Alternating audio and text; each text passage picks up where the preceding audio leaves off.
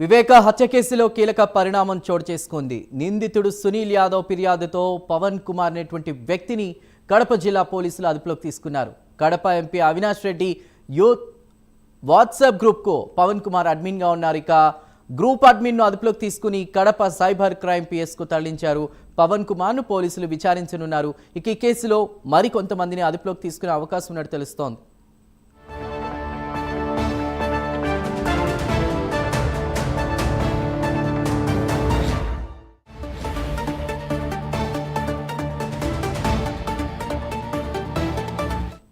వివేక హత్య కేసులో కీలక పరిణామం చోటు చేసుకుంది.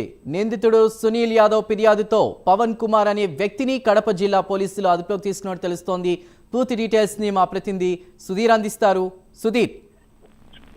Good evening Chandu. ముఖ్యంగా చూసుకుంటే కనుక ఏదైతే మాజీ మంత్రి వైఎస్ వివేకానంద రెడ్డి హత్య కేసులో నిందితుడుగా ఉన్నటువంటి సునీల్ యాదవ్ గడిచిన 2 రోజుల కిందట కూడా ఏదైతే జిల్లా ఎస్పీకి ఫిర్యాదు చేయడం జరిగింది. ఏదైతే హత్య సినిమాకు సంబంధించి అందులో తన తల్లిని అలాగే తనను కూడా పూర్తిస్థాయిలో కూడా చిత్రంలో చిత్రీకరించారని, అలాగే విచిత్రమైన పద్ధతులు కూడా తమను హేళనగా చేస్తూ చూపించారని చెప్పి కంప్లైంట్ పెట్టడం జరిగింది. అయితే దాని ఆధారంగా జిల్లా ఎస్పీ పులివెందుల పోలీసులకు రెఫర్ చేయడంతో కూడా పులివెందుల పోలీసులు అయితే కనుక దీని మీద కేసు నమోదు చేయడం జరిగింది. అలాగే ముఖ్యంగా చూసుకుంటే కనుక ఏదైతే పులివెందుల్లో ఉన్నటువంటి వైఎస్ అవినాష్ రెడ్డి యూత్ అనే గ్రూప్ కు సంబంధించి ఆ గ్రూప్ లో కూడా తను కించపరుస్తూ మాట్లాడుతానని చెప్పి లేఖలు కూడా రావడం జరిగింది. దీని ఆధారంగా కూడా పోలీసులు అయితే పులివెందుల పోలీసులు కేసు నమోదు చేయడం జరిగింది. దీంట్లో A1 గా మనం చూసుకుంటే కనుక ఏదైతే పులివెందుల పట్టణానికి చెందినటువంటి YS MP Avinash Reddy youth అని ఎవరైతే గ్రూప్ అడ్మిట్ ఉన్నారో అతనైతే కనుక పోలీసులు అదుపులోకి తీసుకోవడం జరిగింది. అతన్ని అదుపులోకి తీసుకున్న అనంతరం కూడా రోడ్డు మార్గాన అతన్ని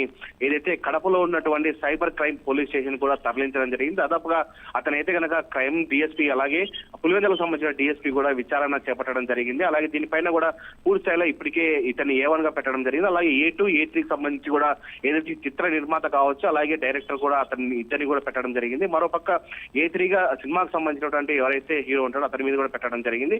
వీళ్ళందరూ కూడా తదుపరి విచారణకు నోటీసులు ఇచ్చి వాళ్ళని పిలుస్తారా లేదా అన్న దానిపైన కూడా సర్వత్రా ఉత్కంఠని చెప్పుకోవచ్చు. ఏదేమైనా చెప్పుకుంటే ఏదైతే సునీల్ యాదవ్ పెట్టిన కేసులో అయితే కనుక ఇప్పటికే A1 అయినటువంటి పవన్ కుమార్ కూడా తీసుకురావడం జరిగింది. విచారణ అయితే కొనసాగుతుందని మనం చెప్పుకోవచ్చు.